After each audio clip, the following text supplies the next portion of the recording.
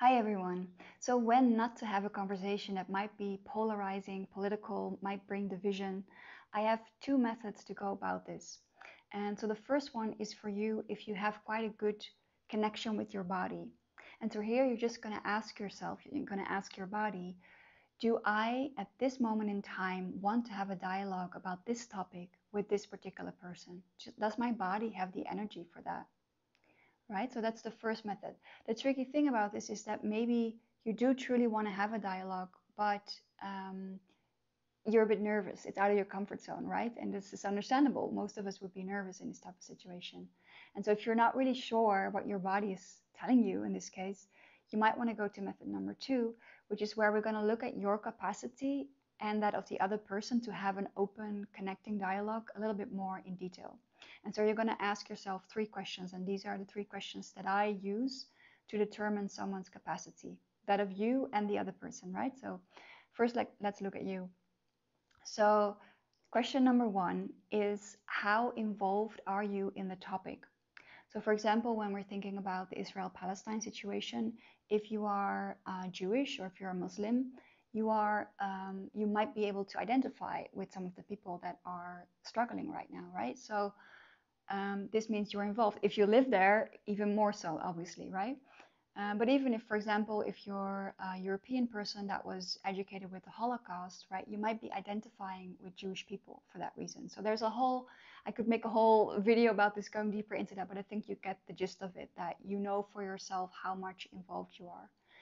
And in the same vein, check with yourself, how are you doing in general right now? How triggered, how traumatized, how much unresolved trauma, sorry, do you have right now? So this is just asking asking about your chance of getting highly triggered, of having your nervous system being dysregulated during a conversation like this. And there's no right or wrong here. It's just to get a realistic view of it for yourself. The second question is, how skilled are you at navigating conflict? Right? Are you able to hold your feelings properly? Are you able to take responsibility for them? Are you able to handle anger in the other person? All the things that NVC is teaching, how skilled are you at that? Again, there's no judgment here, but just to look at it for yourself. The third question, and this I haven't heard if any NVC trainers talk about this, and it's about the power dynamic you might have. No, actually, I want to take it a bit broader. The relationship you have with the other person. And so, first of all, if there's a high level of trust between you and the other person, that's very helpful, right? That's helpful because then they're more willing to give you the benefit of the doubt instead of misinterpreting you in a negative way, for example. So that's a good thing. That's a helpful thing. Um, Secondly, related to your relationship with this person, is there a power dynamic between you and the other person? So, for example, if you want to have a dialogue with your boss, there could be a hierarchy, right? Similarly, if I, as a white person, want to have a conversation with a person of color, I have more privilege in this dynamic, and so I need to take that into consideration. And of course, this is very complex. You know, there's intersectionality. There's several aspects to my identity that might have an effect here, right? And same with the other person. So I could maybe dive into this more in a separate video, but just so you have the basics of this.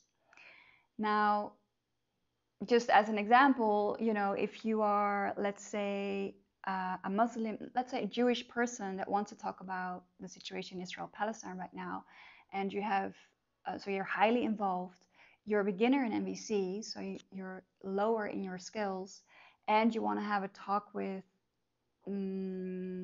let's say, your boss, just like this is just an example, right? This is like there's a spectrum of capacity where you are like on the risky side, I would say, right? This is not a science, but just as an example. And so what you might want to do, what you might want to focus on is if your skills are quite low, you can focus on improving your skills, right? And so if you want to learn more, I recorded a whole webinar that goes into the other steps that are needed to have a dialogue like this about political topics.